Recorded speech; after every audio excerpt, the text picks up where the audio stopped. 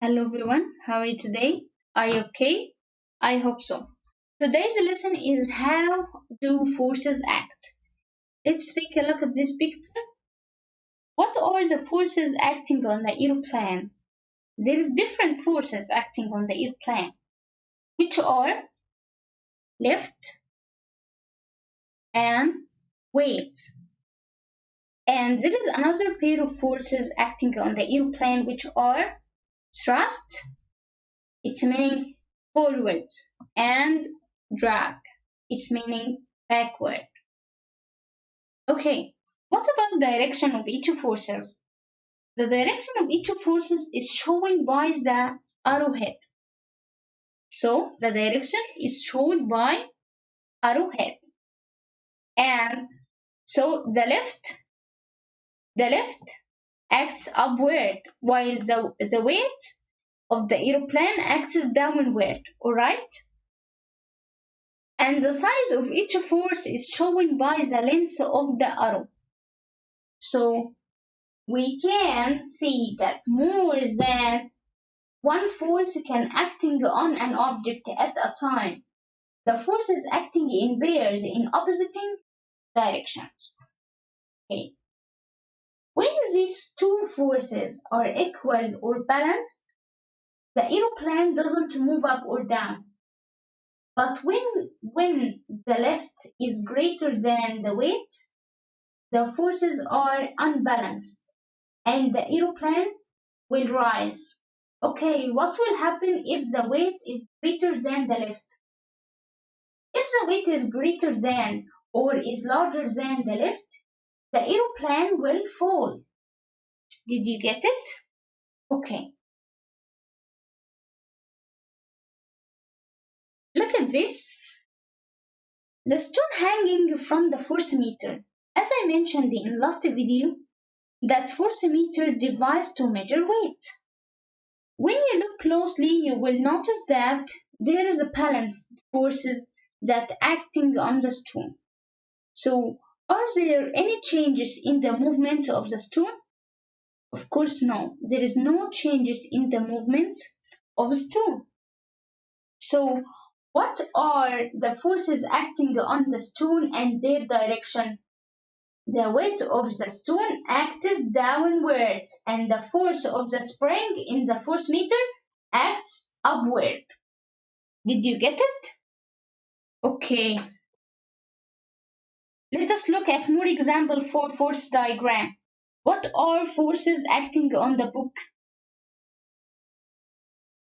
The weight of the book acts downward. The table exerted at upward force on the book. Okay.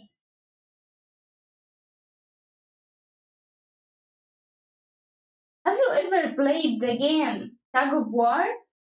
Let us look at this picture. In this picture, the forces on both sides are balanced, so the rope doesn't move. Because when forces are balanced, there is no change in the movement. An object that is not moving will remain at rest. So a moving object will continue to move at the same speed and the same direction. Okay, but when another person joins in this side, left side, the force become unbalanced. The force pulling the rope to the left is greater than the force pulling it to the right. So the rope starts moving to the left. Why? Because when forces are unbalanced, an object at rest will start moving. If an object is moving, unbalanced forces will change the object's speed or direction, or both of them, its speed and its direction. Okay, let's move on how are forces, energy, and work done related to one another. When we throw a basketball, we transfer energy to a basketball. How? When we apply a force to make an object move, we transfer energy from our body to the object. So the object uses the energy to move. and the amount of energy we transfer to the object to make it move is the work done. Did you get it?